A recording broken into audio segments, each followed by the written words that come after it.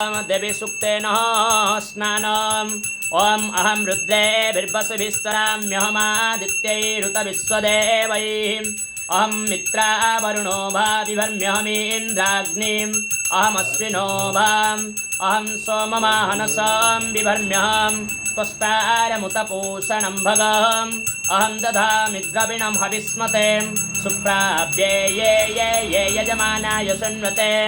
अहं राष्ट्रे संगमनी वसूनां चिकितुषी प्रथमा यज्ञियानां तां मा देवाभ्यदधुः पुरुत्रा भूरिस्थात्रां भूर्जा वेशयन्तीं मया सो अन्नमतीयो विपश्यति यः प्रणिति य एं शृणोत्युक्तम् अमन्तवो मां तौ पक्ष्यन्ति श्रुधि श्रुतश्रद्धिवं ते वदामि अहमेव स्वयमिदं वदामि जुष्टम् देवेभिरुतमानुषेभिः यं कामयेतं तमुग्रं कृणोमि तं ब्रह्माणं तं ऋषिं तं सुमेधाम् अहं रुद्राय धनुरातनोमि ब्रह्मद्विषे शरवेऽहं तवाऊ अहं जनाय समदं कृणोम्यहं द्यावा पृथिवी आविवेशम् अहं सुवे पितरमस्य मूर्धन्यमजो निरक्षं तस्समुद्रे